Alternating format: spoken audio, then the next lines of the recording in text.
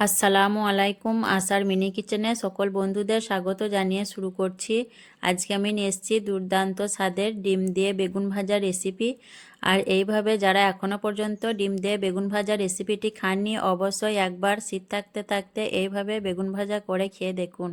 খুবই দুর্দান্ত স্বাদের একটি রেসিপি। শীতের দিনে দুপুরবেলায় গরম গরম ভাতের সঙ্গে খেতে দারুণ লাগে। মাছ মাংস ছাড়াই শুধু এই বেগুন ভাজা দিয়ে এক থালা ভাত খেয়ে নিতে পারবেন। তো আশা করছি আজকে বন্ধুদের ডিম দিয়ে বেগুন ভাজা রেসিপি পছন্দ হবে। আর যারা নতুন বন্ধু আমার ভিডিওটি দেখছেন, ভালো লাগলে অবশ্যই আমার চ্যানেলটি সাবস্ক্রাইব করে আমার পাশে থাকবেন। তো চলুন ডিম দিয়ে বেগুন ভাজা রেসিপিটি দেখে নেওয়া যাক। ডিম দিয়ে বেগুন ভাজার জন্য এখানে আমি 5 পিস বেগুন কেটে নিয়েছি, গোল গোল পাতলা করে বেগুনগুলো কেটে নিয়েছি। এখানে আমি সাদা বেগুন নিয়েছি, আপনারা যে কোনো বেগুন নিতে পারেন। আর বেগুনের দু সাইড বাদ দিয়ে মাঝখানটা নিয়ে নিয়েছি। এখন আমি এর মধ্যে দিয়ে দেব চা চামচে 4 ভাগের 1 ভাগ হলুদের গুঁড়ো, আর চা চামচে 4 ভাগের 1 ভাগ লঙ্কার গুঁড়ো, আর দিয়ে দিচ্ছি পরিমাণ মতো নুন। দিয়ে আমি হাত দিয়ে খুব ভালো করে বেগুনের মধ্যে মশলাগুলো লাগিয়ে নেব, যাতে নুন মশলা খুব ভালোভাবে বেগুনের মধ্যে ঢুকে যায়। বেগুনের মধ্যে আমি নুন মশলা খুব ভালো করে মেখে নিয়েছি। এখন আমি এটা সাইডে রেখে দেবো, দিয়ে ডিমের মিশ্রণটা তৈরি করে নেব।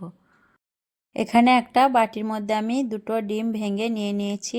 আর এর মধ্যে আমি দিয়ে দিচ্ছি পরিমাণ মতো নুন, পরিমাণ মতো হলুদের গুঁড়ো, পরিমাণ মতো লঙ্কা গুঁড়ো, পরিমাণ মতো গোলমরিচের গুঁড়ো, চা চামচে 1 চামচ বেসন, 1 চামচ ধনেপাতা কুচি, আর 2 চামচ পেঁয়াজ পাতা কুচি দিয়ে আমি খুব ভালো করে ডিমটা চামচ দিয়ে ফেটিয়ে সব কিছু মিশিয়ে নেব।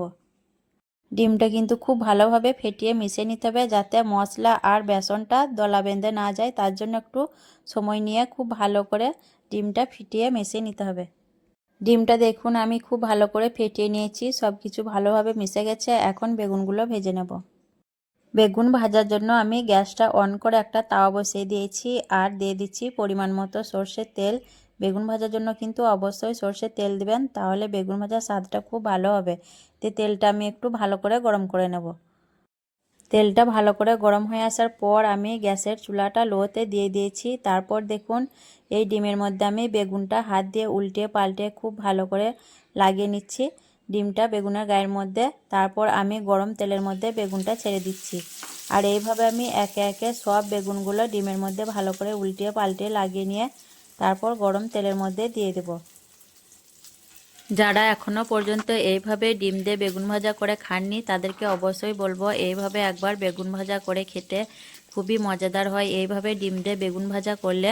শীতের দিনে দুপুরবেলায় গরম গরম ভাতের সঙ্গে খেতে কিন্তু অসাধারণ লাগে। খুবই দুর্দান্ত স্বাদের একটি রেসিপি। তো অবশ্যই একবার আপনারা বাড়িতে এইভাবে বেগুন ভাজি করে খাবেন। বেগুনগুলো সব আমার প্রথম তাওয়াতেই ধরে গেছে, আর বেগুনগুলো আমি লো হিটে ভাজতে থাকবো। আর বেগুনগুলো কিন্তু এখন আমি উল্টো পাল্টা করবো না, নিচের দিকটা 2 মিনিট মতো হতে দেবো। তারপর বেগুনগুলো আমি একবার পাল্টে নেব। বেগুনের নিচের দিকটা 2 মিনিটের মতো হওয়ার পর আমি বেগুনগুলো একটা একটা করে পাল্টে নিচ্ছি। আর বেগুনগুলো আমি লো হিটে ভাজছি, তার জন্য আমি নিচের দিকটা 2 মিনিটের মতো হতে দিয়েছিলাম। এখন একটা একটা করে আমি বেগুনগুলো পাল্টে নিচ্ছি।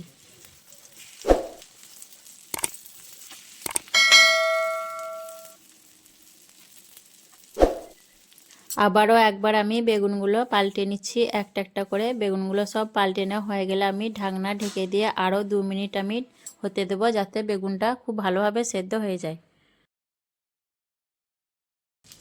2 মিনিট পর আমি ঢাকনা খুলে নিচ্ছি। তারপর বেগুনগুলো একটু উল্টো পাল্টা করে নেব। আর বেগুনগুলো কিন্তু খুব সুন্দরভাবে সেদ্ধ হয়ে গেছে। আমি বেগুনগুলো একটু উল্টো পাল্টা করে ভেজে নেব, তারপর গ্যাসের ফ্লেমটা বন্ধ করে দেব।